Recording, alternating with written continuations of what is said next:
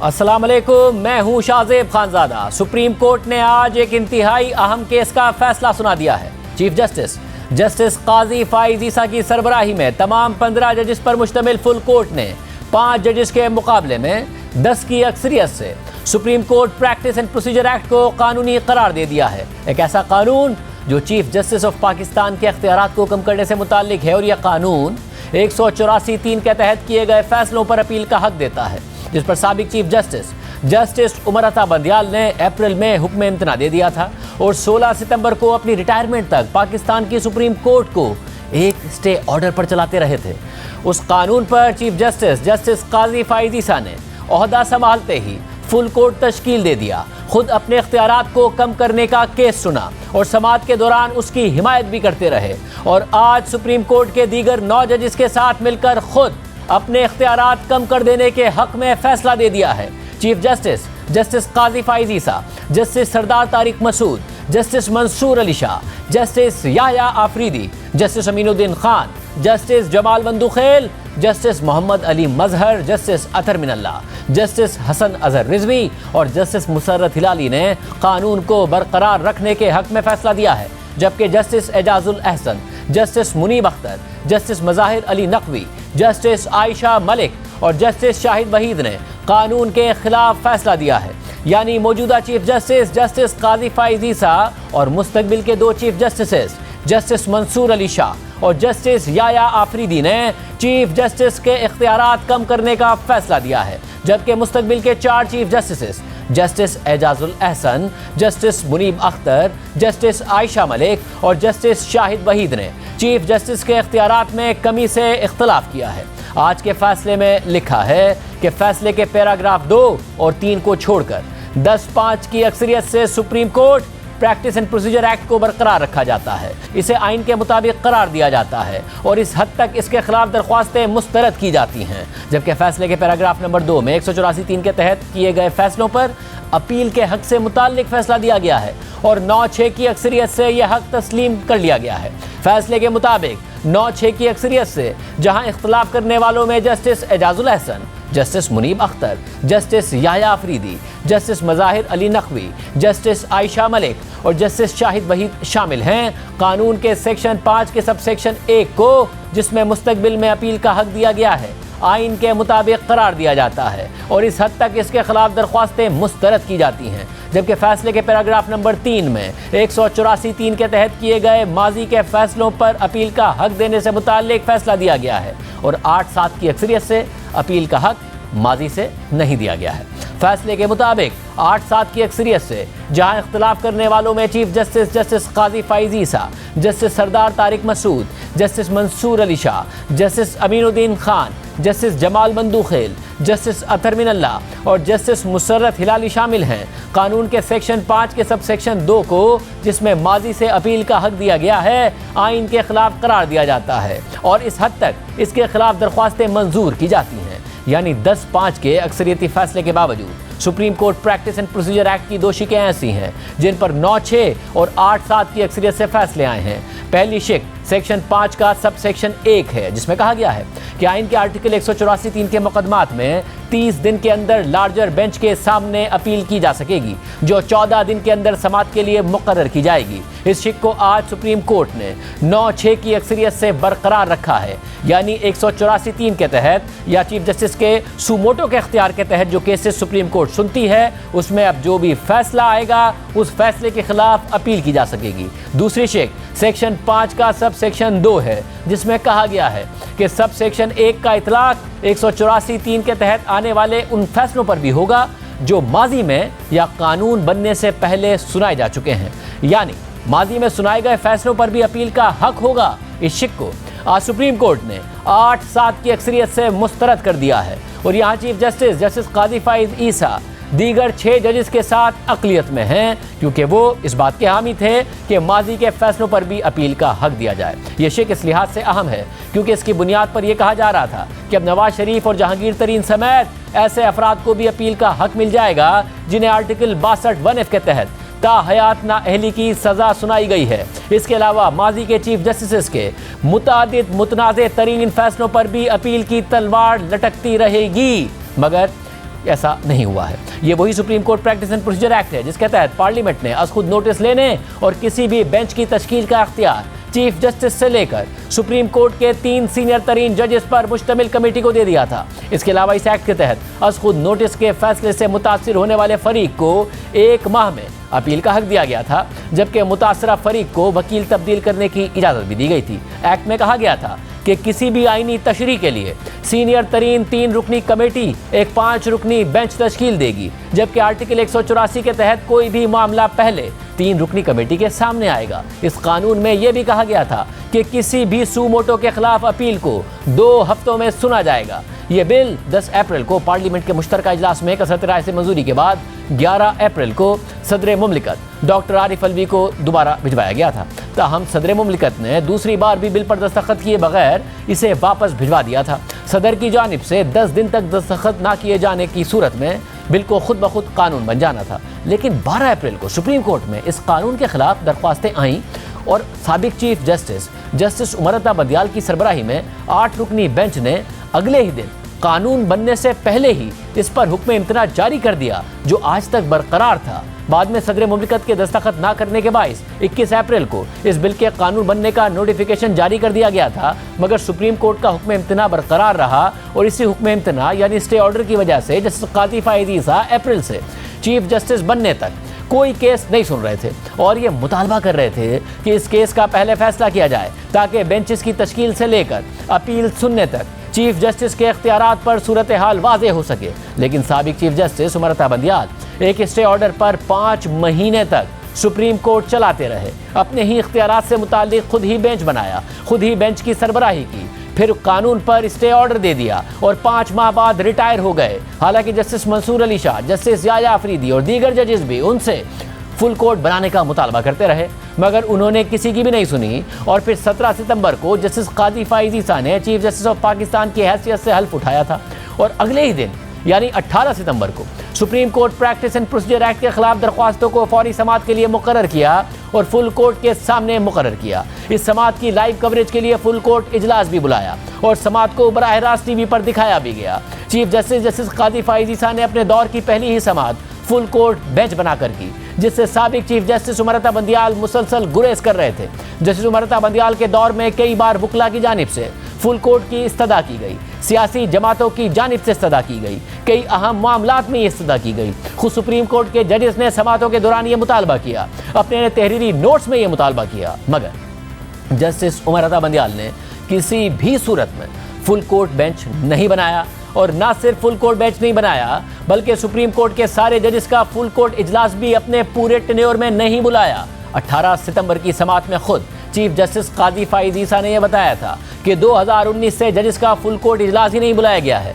Chief justice Qazi Faez ईसा ने ओहदा संभालते ही 18 सितंबर को सबसे पहले सुप्रीम कोर्ट के तमाम जजेस का फुल कोर्ट इजलास बुलाया और 18 सितंबर को ही supreme court practice and procedure case की पहली समाअत हुई थी, जिसके बाद इस केस की 4 मज़ीद समाअतें हुई। 2015 यानी 8 साल बाद सुप्रीम कोर्ट के तमाम जजेस मिलकर बैठे और एक मसले पर समाअत की। समाअत के दौरान जजेस के आपस में नोक झोंक भी होती रही, हंसी मजाक भी होता रहा और वकला की जानिब से संजीदा दलाइल भी दिए जाते रहे। ताहम सुप्रीम कोर्ट के वो जजेस जिनके बारे में यह तासुर पैदा हो गया था कि उनके दरमियान सिर्फ इख्तलाफ राय नहीं है बल्कि आपस में शदीद इख्तलाफात पैदा हो गए हैं, वो जजेस आपस में मिलकर बैठते दिखाई दिए। इससे पहले साबिक चीफ जस्टिस उमर अता बंदियाल के दौर में ये नौबत आ गई थी कि सुप्रीम कोर्ट के सीनियर जजेस चीफ जस्टिस के साथ बैठने को तैयार नहीं थे। खुद जस्टिस काजी फाइज ईसा और जस्टिस सरदार तारिक मसूद फौजी अदालतों से मुताल्लिक केस की समाअत से अलग हुए। मुख्तलिफ केसेस में मुख्तलिफ जजेस ने साबिक चीफ जस्टिस उमर अता बंदियाल से इख्तलाफ किया, इख्तलाफी नोट्स लिखे, साबिक चीफ जस्टिस की तवज्जो मुख्तलिफ इख्तलाफी उमूर की तरफ दिलाई, मगर जस्टिस उमर अता बंदियाल मखसूस जजेस के मखसूस बेंचेस बनाकर सुप्रीम कोर्ट को चलाते रहे और सुप्रीम कोर्ट को तकसीम दर तकसीम करके रिटायर हो गए, जिसके बाद आज बिलाखिर इस केस का फैसला आ गया है। जजेस में इख्तलाफात अपनी जगह पर हों, मगर तमाम जजेस बैठे और फिर मिलकर फैसला दिया गया है। इस पूरी सूरत हाल पर बात करेंगे। पहले तहरीक इंसाफ के रहनुमा और माहिर कानून अली जफर हमारे साथ मौजूद हैं। अली जफर साहब, बहुत शुक्रिया मुझे ज्वाइन करने के लिए। फैसला आ गया है आप समझते हैं कि एक बहुत अहम संग मील है, क्योंकि सुप्रीम कोर्ट की तरफ से भी पार्लियामेंट के की जो कानून साजियाँ थीं उनके खिलाफ बहुत राय आती रही, जो हुकूमती मामलात थे उनमें मुसलसल मुदाखलत होती रही, वज़ीर आज़म को पाबंद किया गया कि वो खुद फैसले नहीं करे बल्कि काबीना का फैसला जो है वो हुकूमत का फैसला माना जाएगा, बट चीफ जस्टिस के इख्तियार पर नहीं कोई कॉम्प्रोमाइज़ हो रहा था। आप समझते हैं एक अहम मोड़ है बहुत। जी देखिए, बड़ा इंटरेस्टिंग केस है। थोड़ा सा मैं वजाहत करता चलूं कि जहां तक ये कानून है कि अपील होनी चाहिए, और ये कानून है कि जो चीफ जस्टिस साहब हैं वो जब केसेस के बेंचेस की तश्कील दें तो वो अपने जो सीनियर मोस्ट जजेस हैं उनके साथ बैठ के दें। ये बड़ी अच्छा कानून है और ये कानून साजी होनी चाहिए थी। आपको याद है स्टेज 1 इस पे जो दिया गया था, पहले एक कानून आया था, पार्लियामेंट ने जो रिव्यू की पावर थी आइन के अंदर उसको तब्दील करके अपील की पावर दी थी। वहां मैंने ये मौक़िफ़ इख्तियार किया था कि ये कानून दुरुस्त है लेकिन उसको आइन की तरमीम के तहत होना चाहिए, वो आम कानून साजी के जरिए नहीं हो सकता। और सुप्रीम कोर्ट ने ये मेरी बात मानी थी और उस कानून को कलअदम करार दे दिया था। इस कानून में जो पार्लियामेंट है उन्होंने ये किया कि उन्होंने उस आइन की तरमीम नहीं की, रिव्यू की तरमीम कोई नहीं की, बल्कि एक एडिशनल पावर दे दी, एक मजीद ताकत दे दी अदालत को कि वो अपील जो है उसमें दाखिल की जा सकती है उनके फैसलों के खिलाफ एक लार्जर बेंच के पास। तो मेरा ख्याल है कि सुप्रीम कोर्ट ने 10 जजेस ने ये फैसला किया कि ये इख्तियार पार्लियामेंट के पास है और ये पार्लियामेंट में कोई कदगन नहीं कि वो आईनी तरमीम करके करे इस मामले को। अगर अपील देनी है तो आम कानून के जरिए भी दे सकते हैं। तो मेरा ख्याल है अच्छा, ये कानून भी अच्छा है और ये फैसला भी एक तरह से दुरुस्त इस तरह है कि पार्लियामेंट की जो सुप्रीमेसी है उस पर दोबारा से रीइटरेट कर दिया, वजाहत कर दी कि पार्लियामेंट कोई भी कानून बना सकता है एज लॉन्ग एज वो कानून आइन के खिलाफ ना हो। अगर आइन के खिलाफ होगा कानून तो फिर उसको कलअदम करार दे सकती है सुप्रीम कोर्ट। और अली ज़फ़र साहब, हमने 184(3) का बेदरीग इस्तेमाल भी देखा, चीफ जस्टिस के पास ऐसे इख्तियारात भी देखे जिसको वो साथी जजेस के साथ भी बांटने को तैयार नहीं थे। आपको लगता है ये भी एक अहम डेवलपमेंट है कि 184(3) का एक तो अगर इस्तेमाल हो तो वो चीफ जस्टिस की अकेले की सवाबदीद ना हो, और अगर फिर इस्तेमाल हो तो उस पर किसी को अपील का हक भी हासिल हो, क्योंकि सुप्रीम कोर्ट फाइनल है, वहाँ से फैसला आ जाए और फिर बाद में किसी को अपील का इख्तियार भी नहीं होता। जी, हमने देखा, बहुत अरसे से देखा कि आर्टिकल 184(3) का इस्तेमाल किया जा रहा है और कई बार हमने देखा कि उसका इस्तेमाल सुप्रीम कोर्ट ने उन मामलात में किया जहां सुप्रीम कोर्ट को कोई मुदाखलत नहीं करनी चाहिए थी। स्टील मिल का एक बड़ा फेमस केस है, आपने देखा, वो भी आर्टिकल 184(3) के तहत उन्होंने प्राइवेटाइजेशन जो हो रही थी स्टील मिल की उसको ख़त्म कर दिया। इसी तरह रिको डिक का केस है, जो कॉन्ट्रैक्ट्स बने हुए थे, जो मुआहदे थे, उनको कलअदम करार दे दिया आर्टिकल 184(3) के तहत। तो बड़ा तनकीद थी सुप्रीम कोर्ट के इन फैसलों के ऊपर और कहा जाता था और दुरुस्त कहा जाता था कि सुप्रीम कोर्ट को एहतियात करना चाहिए जब आर्टिकल 184(3) का मामला आता है। वो फाइनल फैसला होता है और उससे बड़ा नुकसान हो सकता है, मईशत को भी नुकसान हो सकता है, जो हुआ। तो उस लिहाज से ये एक खुशाइन बात थी और खुशाइन बात है कि अब से फैसला जो है कि कौन सा केस लेना है, कौन सा नहीं लेना, क्या बेंच बनना है इस मामले में आर्टिकल 184(3) के तहत, वो भी चीफ जस्टिस अपनी मुशावरत से करेंगे। और अगर कोई बेंच ने गलत फैसला किया तो फिर उस फैसले के खिलाफ एक अपील भी दायर हो सकेगी। तो ये बड़ी देर से डिमांड थी सारी बार एसोसिएशंस की भी, और वो डिमांड आज मेरा ख्याल है फाइनलिटी पे पहुंच गई, जहां सुप्रीम कोर्ट ने 10-5 मेजॉरिटी से ये फैसला कर दिया कि अपील भी होगी। और इंटरेस्टिंगली ये चीफ जस्टिस साहब ने खुद कहा कि मेरे जो इख्तियारात हैं मैं खुद देने को तैयार हूँ, वो इख्तियारात मैं देना चाहता हूँ ताकि एक मुशावरत से ये मेरे इख्तियारात जो हैं बेंचेस बनाने के और आर्टिकल 184(3) कब लेना है नहीं लेना उसके वो एक मुशावरत से अपने कॉलीग्स के साथ फैसले हों। और जो इंटरेस्टिंगली तीसरी चीज जी, और जो तीसरी मैं बात ही करना चाह रहा था कि जो माजी से ये इख्तियार देना था उसमें चीफ जस्टिस भी मिनॉरिटी में चले गए और ये इख्तियार नहीं दिया गया। ज़ाहिर मुतादिद फैसले हैं, कुछ सियासी रहनुमाओं से मुतालिक हैं, अगर मिल जाता इख्तियार तो शायद पनामा जजमेंट में नवाज शरीफ जहांगीर तरीन को फ़ायदा हो जाता, मगर मुतादिद दूसरे फैसले भी हैं। आप समझते हैं कि जो बहुत ही कुछ कॉन्ट्रोवर्शियल फैसले हैं उसमें माजी के चीफ जस्टिस को भी फ़ायदा हो गया कि उनके जजमेंट की अपील नहीं आ रही होगी? जी देखें, ये जो बनाया गया था कानून, उसमें ये तो जरूर दिया गया था कि अपील भी होनी चाहिए और ये मुशावरत जो चीफ जस्टिस की है वो भी था, लेकिन जाते जाते उसमें एक मजीद ऐड कर दिया गया था कि ये अपील की जो ताकत है ये माजी के केसेस पे भी अप्लाई करेगी। तो बड़ा ऑब्जेक्शन उस वक्त रेज किया गया और आपने तबसरे भी सुने होंगे।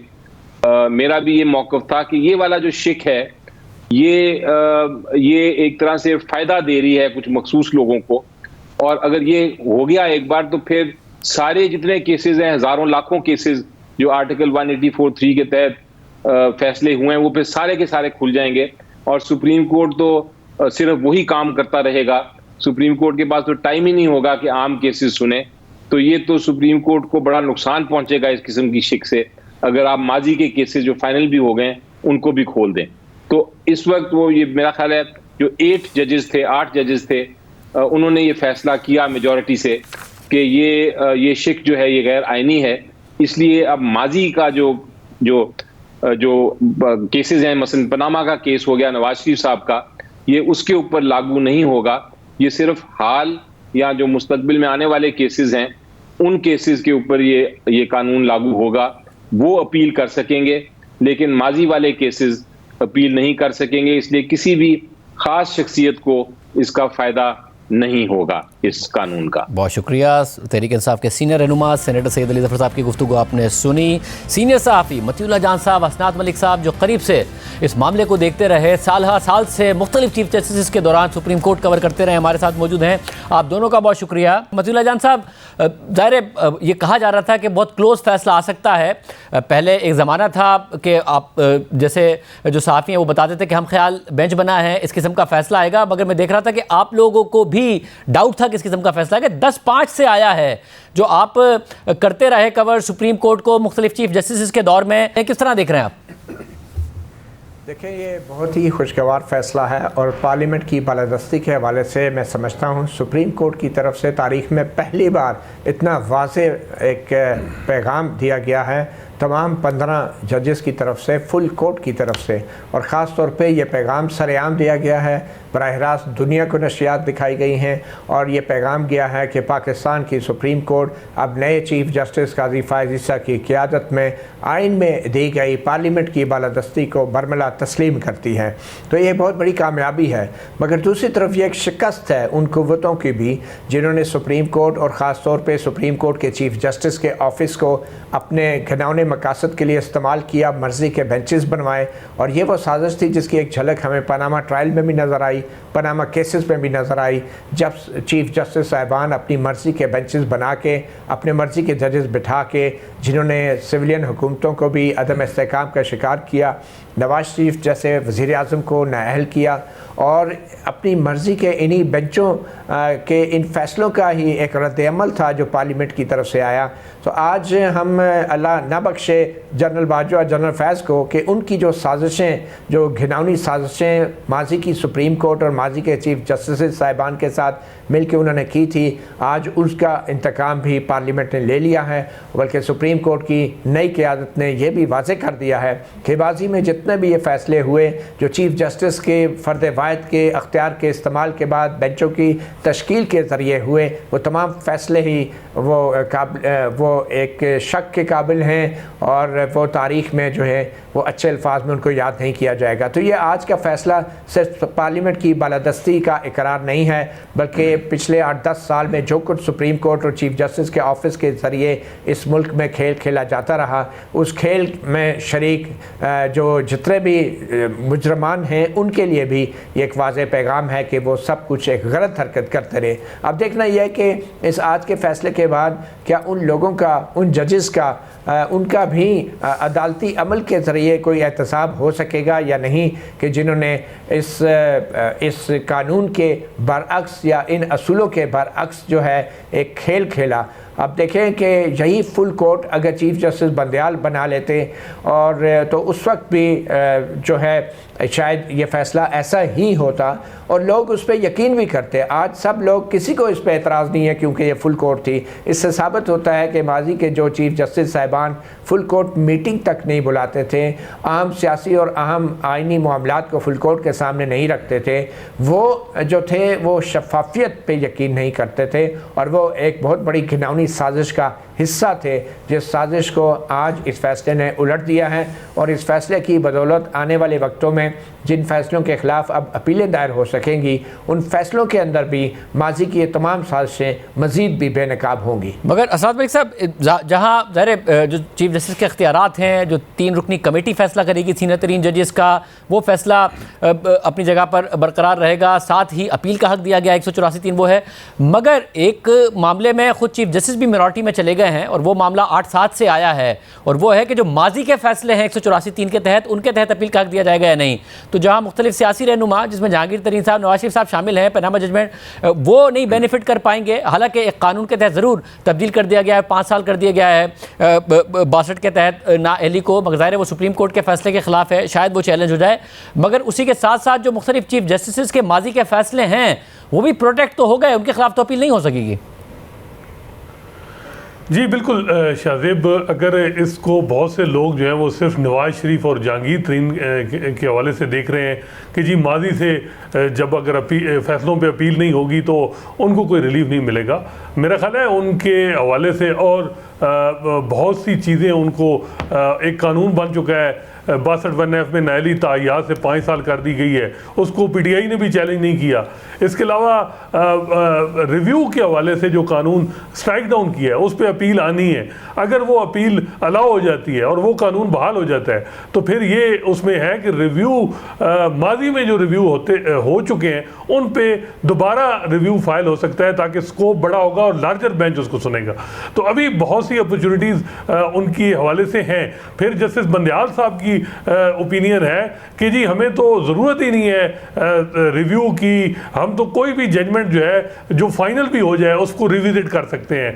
तो ये तो चीफ जस्टिस या कमेटी अगर चाहे मेजॉरिटी में कि जी हमने ये फैसला गलत हुआ और इसको करेक्ट करना है तो वो उसको करेक्ट कर सकते हैं। जो सबसे बड़ी मेरा ख्याल है जो माजी से इतलाक ना होने की वो ये था कि जो साबिक चीफ जस्टिस जो ख़ासकर जो साकिब निसार करते रहे, इफ्तिखार मोहम्मद चौधरी करते रहे, गुलजार अहमद और उमर अता बंदयाल, उनकी जूरिस्प्रूडेंस अंडर थ्रेट थी और सबको अंदाज़ा था कि अगर उनके खिलाफ, उनके फैसलों के ख़िलाफ़ अपीलें आएंगी तो वो उनके हम ख्याल जजेस तो बैठ नहीं सकते क्योंकि उन्होंने माजी में उनको बेंच में हिस्सा बनाया। तो वो जजेस, ये सारी जो दूसरे जजेस हैं वो सारी जूरिस्प्रूडेंस जो है वो ओवरटर्न कर देंगे। तो ये किसी हद तक आप कह सकते हैं कि उनकी जूरिस्प्रूडेंस जो है वो किसी हद तक जो है वो अब वो उसको थ्रेट नहीं रहा जो एक समझा जा रहा था। मेरा ख्याल है उसकी जो 2 जजेस दूसरी तरफ गए हैं ये भी एक बड़ा सेटबैक है कि क्योंकि हम जब माजी में करते थे कि जस्टिस बंदयाल उनके साथ 8 जज हैं और 8 जज, अगर अब जस्टिस बंदयाल जो है वो अपने टिनोर में ये केस लगाते तो मे बी मेजॉरिटी से ये कानून स्ट्राइक डाउन कर सकते थे। लेकिन आज ये भी समझ आ रही है कि उनको अंदाज़ा था कि ये 2 जजेस जो हैं जस्टिस मोहम्मद अली मज़हर और जस्टिस हसन अल-रिजवी, इनका जो ये पार्लियामेंट की कॉम्पिटेंस को मान रहे हैं, तो ये बड़ा सवाल उठता कि जी वो तो जो आपने हमख्याल जजेस का बेंच बनाया उसमें भी आप जो है वो यूनानिमस फैसला नहीं दे सके। तो ये एक जो है वजह थी कि जिसकी वजह से उन्होंने अपना ये केस नहीं लगाया अपने टिनोर में। और ये 2 जजेस जो हैं इन्होंने एक पार्लियामेंट की कॉम्पिटेंस को माना है, लेकिन वो साबिक चीफ जस्टिस जिनकी जजमेंट जो है वो ओवरटर्न हो सकती थी उनको भी तहफ़्फ़ुज़ दिया है। गो के अलहदा बात है इनकी रीजनिंग क्या है कि क्यों इन्होंने माजी से इतलाक कानून का ये समझा कि नहीं होगा। जैसे याहिया अफरीदी पे हम बार बार कह चुके थे कि वो उनकी ओपिनियन हर केस में एक अपने डिफरेंट होती है, और इस दफ़ा भी हमने देखा कि उन्होंने तो ये डिक्लेयर किया है कि अपील का हक जो है वो सिंपल रिलेशन से नहीं दिया जा सकता। तो वो तो उनकी ओपिनियन बिल्कुल डिफरेंट रही है। मेरा ख्याल है कि अब जो है वो ये फैसला आ गया है। अब फ्यूचर में ये है कि 184(3) के जो केसेस हैं, जो सबसे बड़ा केस है वो 90 दिन के अंदर इंतखाबात का मामला है। अब उसमें देखना है कि ये जो कमेटी है ये बेंच जब बनाएगी तो कौन से जजेस में शामिल होते हैं। और मुझे मतलब साहब आप मुख्तसरन बताइएगा कि ज़ाहिर इख्तलाफात की खबरें आती रहती थी, एक दूसरे के साथ नहीं बैठते, हम ख्याल बेंचेस बनते थे, सारी बातें होती रही जैसे उमर बदियाल के टाइम में कि जी बहुत तकसीम हो गई है। अब सबको साथ बिठाया फाइज़ा साहब ने, मगर नज़र आया नोक झोंक होती रही, उनके इख्तलाफात होते रहे। तो जैसे फाइज़ा साहब मजबूत हुए, उन्हें फ़ायदा हुआ इस पूरी समात का और फुल कोर्ट बनाने का और समात आवाम को दिखाने का, ये नुकसान हुआ आपके ख्याल में?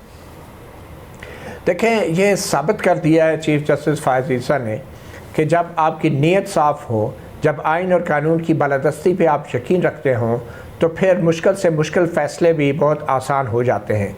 तो चीफ जस्टिस फ़ाइज़ ईसा ने वो काम कर दिया जो इनके पिछले 4 चीफ जस्टिस साहिबान नहीं कर सके थे। वो फुल कोर्ट खुली अदालत में लगाने तो कुजा, वो कमेटी रूम के चाय की प्याली के ऊपर भी अपने साथी जजों को फुल कोर्ट मीटिंग में भी इकट्ठे नहीं बिठा सकते थे।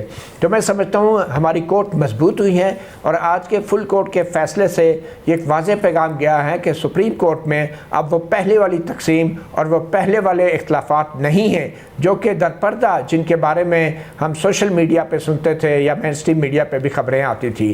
तो चीफ जस्टिस काजी फ़ाइज़ ईसा के इस अमल से उन्होंने ये साबित कर दिया है कि जजों के अंदर जो भी इख्तलाफात होंगे, मगर जब बात आएगी आइन की तशरीह की या बात आएगी शफाफियत और इंसाफ की और निज़ाम अदल की, तो तमाम जजेस मिल बैठ के अपने इख्तलाफात के बावजूद भी किसी ऐसे फ़ैसले पर पहुंच सकते हैं कि जिस फ़ैसले पे कोई भी शख्स उंगली नहीं उठा सकता।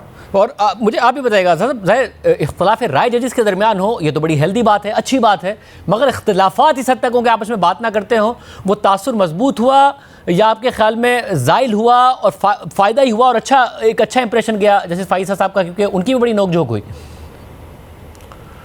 देखिए, इसमें अगर आप कहें कि इख्तलाफात बिल्कुल ख़त्म हो गए वो तो बड़ा मुश्किल है, क्योंकि नज़रियात में बड़ा सोच में बड़ा फ़र्क है। लेकिन इख्तलाफात कम हुई होंगे। मेन चीज़ है ट्रांसपेरेंसी आई है, सबको अपॉर्चुनिटी मिली है।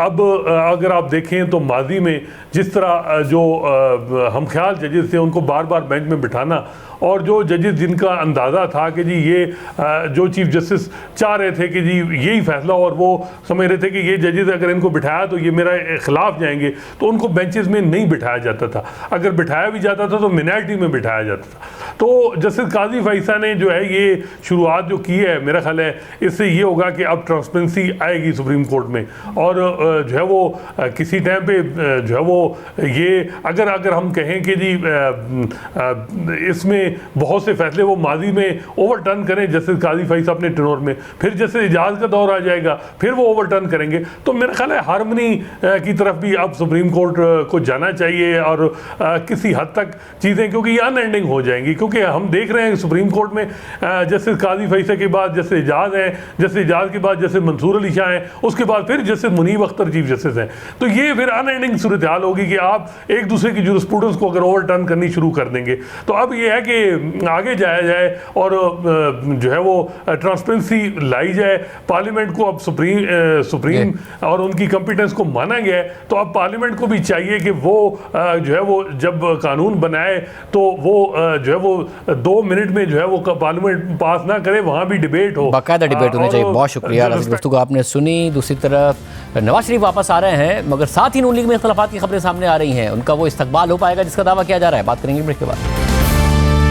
मुस्लिम लीग नून के कायद नवाज शरीफ की वतन वापसी में सिर्फ 10 दिन का वक्त रह गया है, और उन्होंने आज बाकायदा पाकिस्तान वापसी के लिए लंदन से अपने सफ़र का आगाज़ कर दिया है। नवाज शरीफ बरतानिया के हीथ्रो एयरपोर्ट से सऊदी अरब के लिए रवाना हो गए हैं, जहां वो कुछ दिन अपने बेटे हुसैन नवाज के पास क़याम करेंगे, फिर मुत्तहिदा अरब अमारात आएंगे और वहां से 21 अक्टूबर को लाहौर पहुंचेंगे, और लाहौर एयरपोर्ट से सीधा वो मीनार पाकिस्तान जाकर एक जलसे से खिताब करने का इरादा रखते हैं, जहां नून लीग के मुस्तकबिल के बयानिए का बाकायदा ऐलान किया जाएगा। यानी इस वक्त नून लीग के सियासी मुस्तकबिल का सारा दारोमदार नवाज शरीफ की वतन वापसी पर है और नून लीग समझती है कि नवाज शरीफ की वापसी ही नून लीग की खोई हुई मकबूलियत को दोबारा वापस ला सकती है। और इस वक्त नून लीग का पंजाब चैप्टर इस हिकमत अमली में मसरूफ है कि नवाज शरीफ की वापसी के दिन ज़्यादा से ज़्यादा आवाम को बाहर लाया जाए, एक कामयाब पावर शो किया जाए। लेकिन इस वक्त ये खबरें भी आ रही हैं कि नून लीग के पंजाब चैप्टर में मुख्तलिफ सियासी रहनुमाओं के आपस में इख्तलाफात पैदा हो गए हैं और हालिया वर्कर्स कन्वेंशन और कुछ रैलियों की नाकामी की वजह से नून लीग ने नवाज शरीफ के इस्तकबाल से पहले मोमेंटम बनाने के लिए लाहौर में तमाम तयशुदा पावर शोज की तकारीब को मनसूख कर दिया है।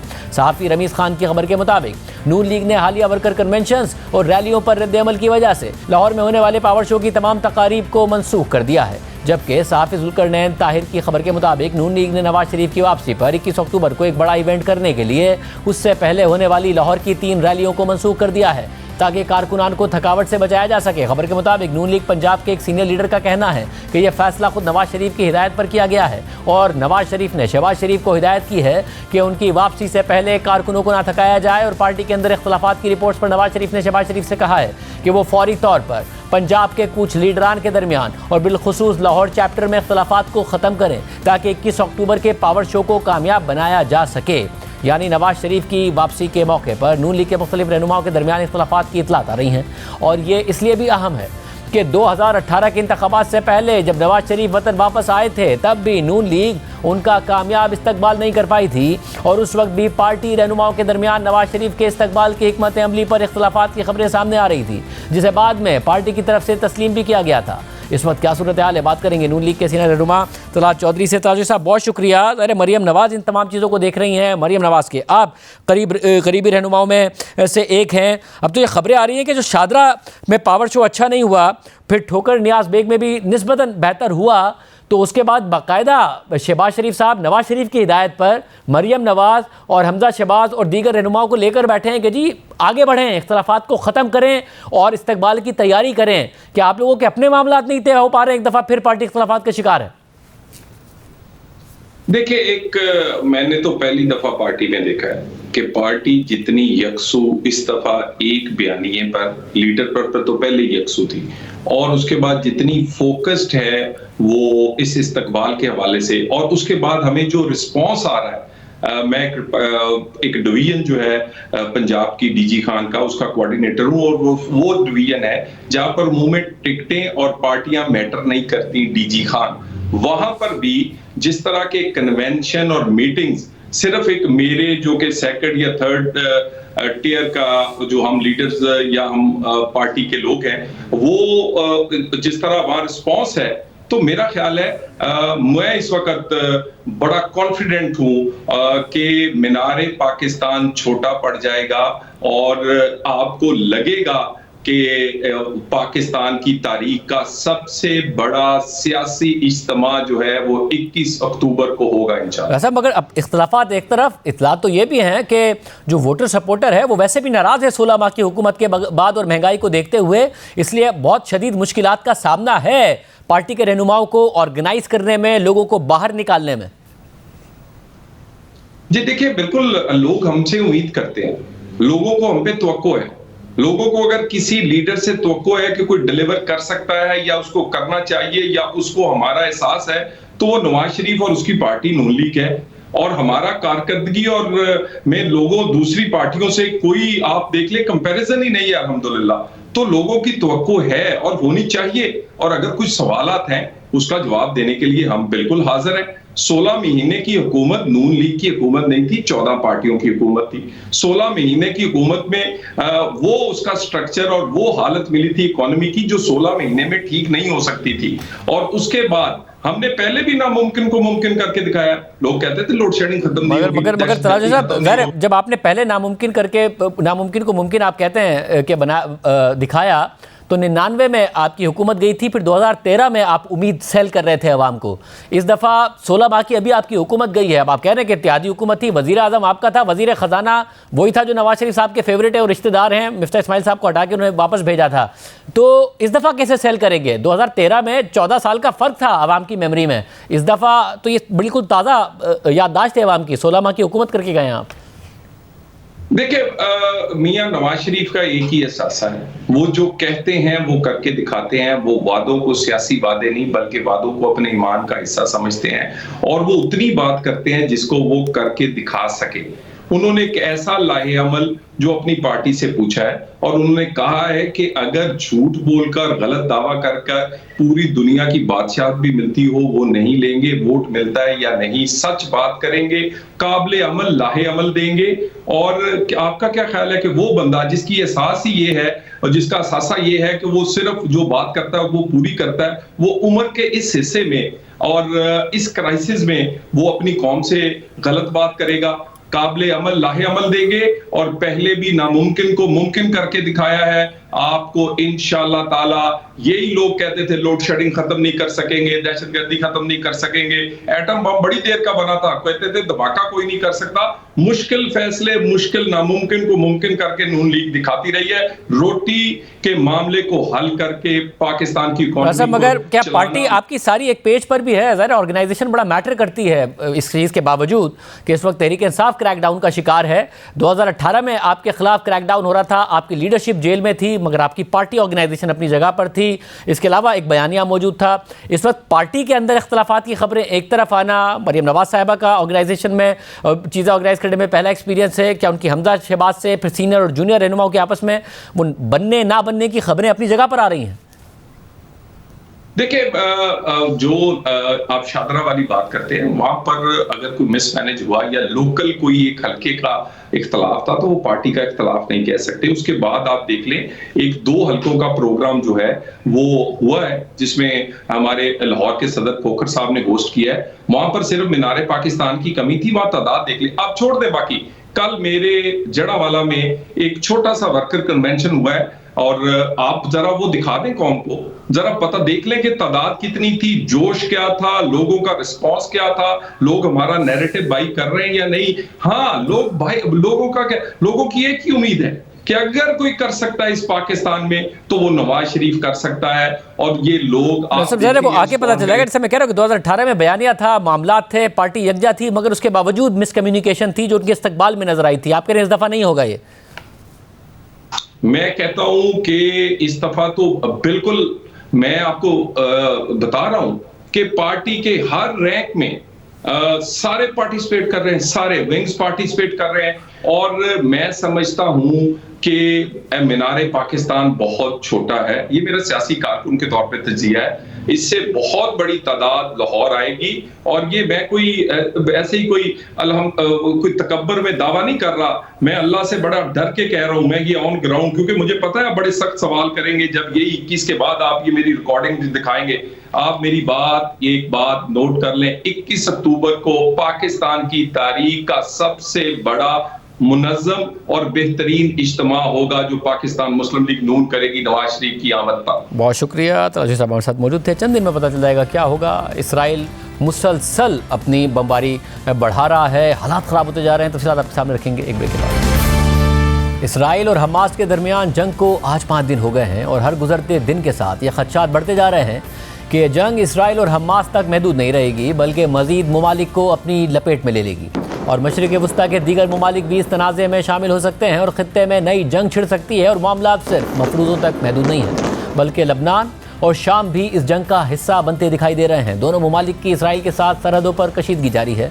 हिजबुल्लाह और इसराइली फोर्सेस के दरमियान मुसलसल झड़पें रिपोर्ट हो रही हैं। हिजबुल्लाह अपने जंगजुओं के मारे जाने के बाद लबनानी बॉर्डर के करीब इसराइली इलाके को निशाना बना रही है और अब तक कई रॉकेट्स फायर किए गए हैं और दोनों फरीक एक दूसरे को धमकियां दे रहे हैं। आज हिजबुल्लाह ने खबरदार किया है कि अगर अमेरिका ने मुदाखलत की तो अमरीकी अड्डों को निशाना बनाया जाएगा। इसके अलावा इसराइली आर्मी का दावा है कि शाम की सरहद से भी इसराइल को निशाना बनाया जा रहा है, रॉकेट्स फायर किए जा रहे हैं जिसका जवाब दिया जा रहा है। ये दोनों मामलात इस लिहाज से अहम हैं क्योंकि हिजबुल्लाह और शामी हुकूमत को ईरान के ज़ेर असर समझा जाता है और इल्ज़ाम लगता है कि उन्हें माली और अस्करी ताउन ईरान फराहम करता है, जबकि हमास के बारे में भी ये तासुर है कि उसे भी ईरान का ताउन हासिल रहता है। अमरीकी मीडिया और इसराइल ईरान पर इल्ज़ाम लगा रहे हैं कि हमास की इतनी बड़ी कार्रवाई के पीछे ईरान का हाथ है, मगर अब तक सरकारी सतह पर अमेरिका ने ईरान पर कोई बराह रास्त इल्ज़ाम नहीं लगाया है।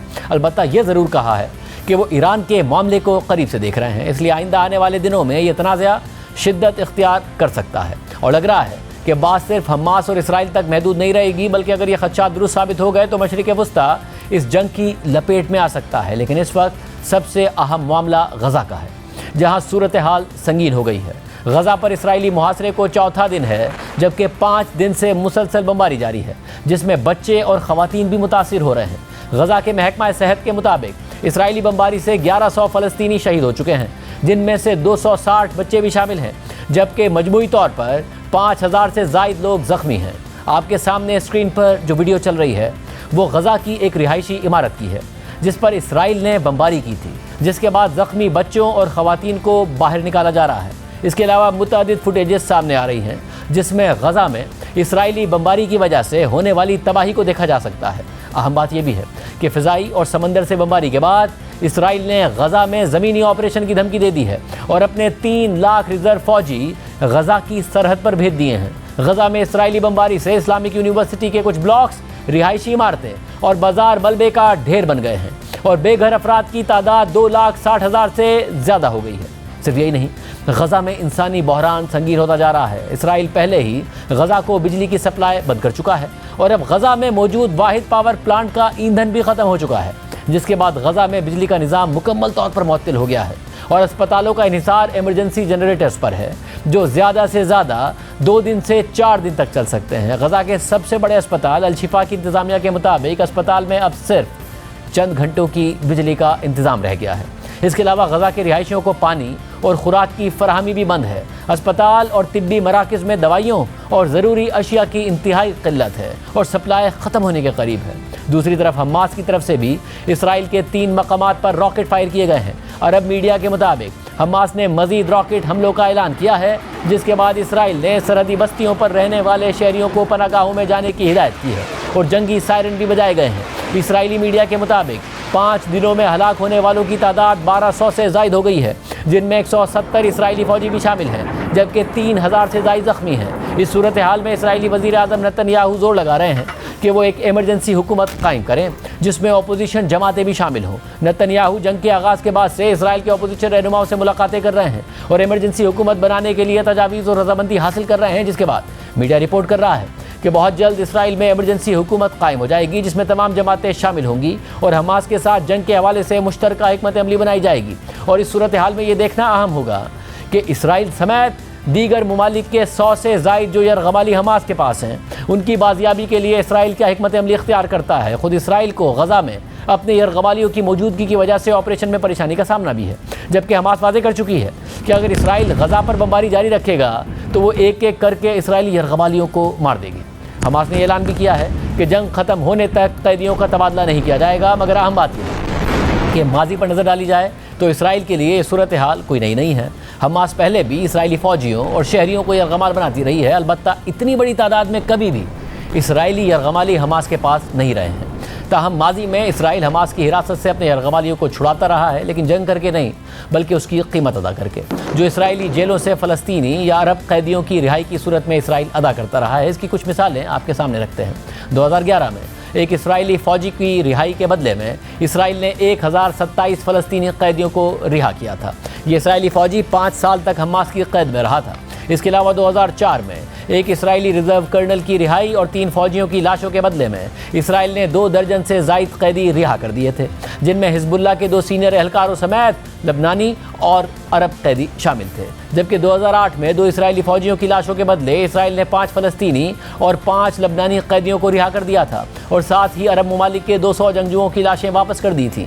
लेकिन इस बार सूरत हाल मुख्तलिफ नज़र आ रही है, क्योंकि इसराइल ने जंग का ऐलान करके गज़ा पर बमबारी जारी रखी हुई है और वो हमास को मुकम्मल तौर पर ख़त्म करने की धमकियाँ दे रहा है और ख़ुद हमास ने जंग के ख़ात्मे से पहले कैदियों के तबादले का रास्ता रोक दिया है। इस पूरी सूरत हाल में अमेरिका खुलकर इसराइल और उसकी कार्रवाइयों के साथ खड़ा है। अमेरिका ने इसराइल को अस्करी इमदाद भी भेजी है। अमरीकी बहरी बेड़ा समंदर में गज़ा के करीब पहुँच चुका है। असले से बड़ा अमरीकी तैयारा इसराइल में लैंड कर चुका है। खुद अमरीकी सदर जो बाइडेन वाज़े अल्फाज में कह चुके हैं कि वो इसराइल के साथ खड़े हैं, जबकि अमरीकी वज़ीर ख़ारजा एंटनी ब्लिंकन भी इसराइल का दौरा कर रहे हैं। अहम बात यह भी है कि अमरीकी मीडिया और इसराइल के बरक्स अमरीकी हुक्काम ने हमास के इसराइल पर हमले के बाद ईरान पर कोई बराह रास्त इल्ज़ाम नहीं लगाया है और ख़ुद ईरान भी इन इल्ज़ामात की तरदीद कर रहा है। मगर हालात जिस तरफ जा रहे हैं उससे जंग के दायरे कार में फैलाव का खदशा पैदा हो गया है, जिसके मशरिक़ वस्ता समेत समेत पूरी दुनिया में मनफी असरात हो सकते हैं। इसराइली वज़ीर आज़म ने यह धमकी दी है कि हमास के हमलों पर इसराइल का रद्द-ए-अमल मशरिक़ वस्ता को बदल कर रख देगा। इजाज़त दीजिए, अल्लाह हाफ़िज़।